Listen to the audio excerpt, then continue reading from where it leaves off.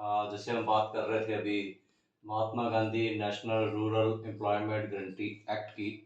तो ये एक्ट 2005 में भारत सरकार ने लागू किया था कि कैसे गांव में जो है गांव वालों को रोजगार दिया जाता है। तो इसका आपको बताया था कि तीन इसमें मकसद हैं गांव के सरकार के।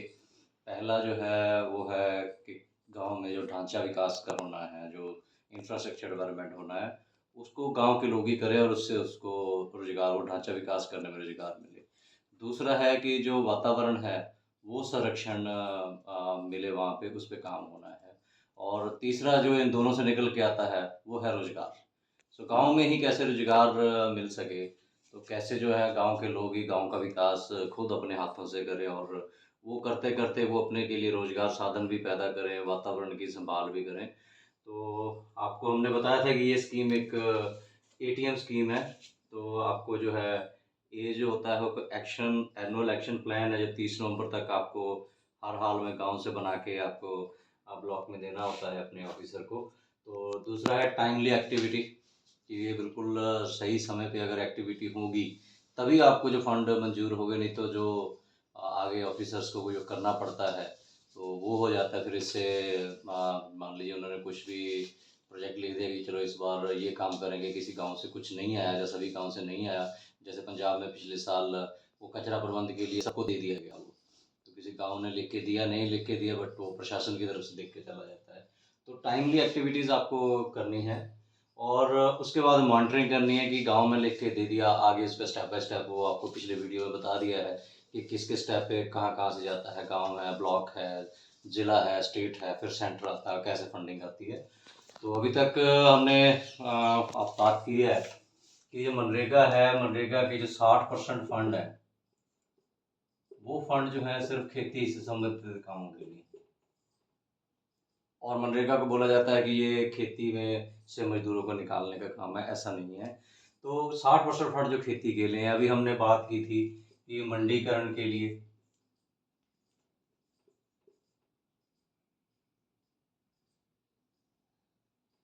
मंडीकरण हो गया आपका, वर्किंग शेड हो गया, और स्टोरेज। तो मंडीकरण के लिए ये तीन चीज़ें जो है वो ज़रूरी हैं। तो किसान संघर्ष कर रहे हैं कि अब मंडियाँ अपनी होगी नरेगा में।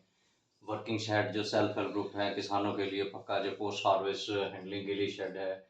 फिर स्टोरेज है, हर गांव में 250-500 टन के 1 2 3 4 स्टोर हो सकते हैं सभी सामान संभालने के लिए।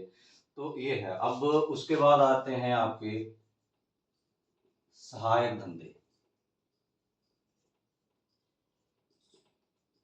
तो सहायक धंधे जो है इस पे भी सरकार बहुत जोर दे रही है कि पशुपालन जो है वो एक बहुत अच्छा सहायक धंधा है।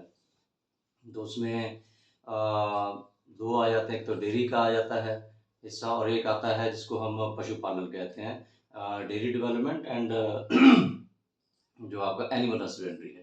तो आज हम एनिमल हस्बेंड्री की बात करेंगे, जो आपका आता है पशुपालन। तो पशुपालन में हमें तीन मुख्य तौर पे किया जाता है। एक तो है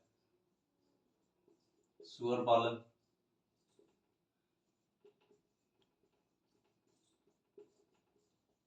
बकरी पालन, और मुर्गी पालन। वैसे तो इसमें और भी आयाम होते हैं, मधुमक्खी पालन भी इसी का ही आप मान सकते हैं, मछली पालन भी है, प्लस आपका जो है मछली पालन भी इसमें लिखते हैं।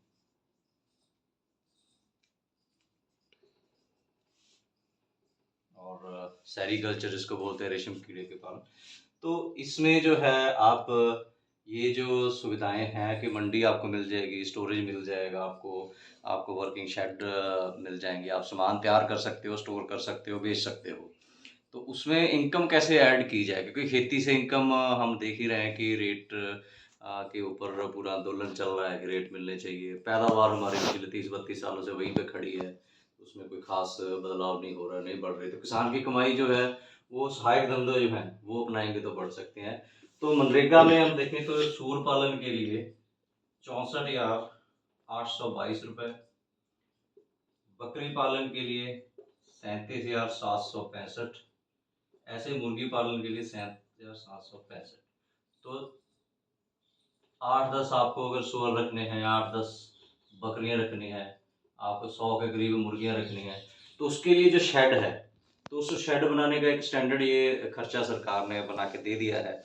तो ये शेड जो है वो बना सकते हैं लोग। तो उसमें जो मनरेगा में प्रायोरिटी दी गई है कि जो गरीब किसान हैं, छोटी खेती वाला किसान है, जहाँ मजदूर परिवारों से किसान हैं, ये जो है काम, ये 3 काम जो हैं, ये आप निजी उस पे किया जा सकता है, जो निजी ज़मीन है उस पे किया जा सकता है।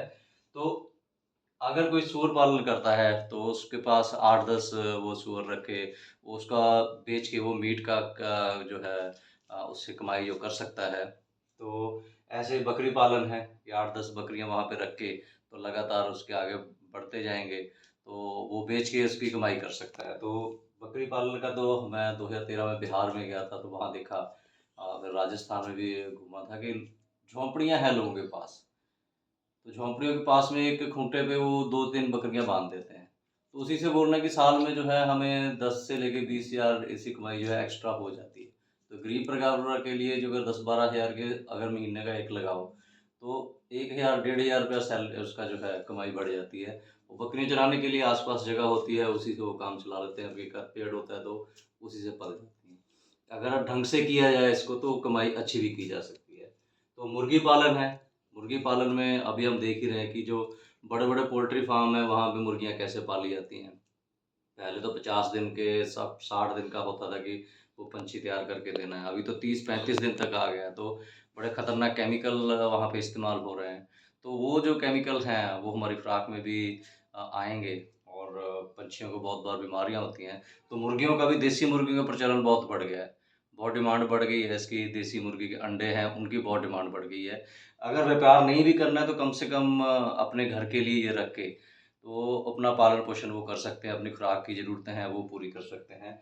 और इन तीनों का एक जो सबसे बड़ा फ़ायदा है कि जितना इसका मल-मूत्र आएगा, वो आपके खेत में जाएगा।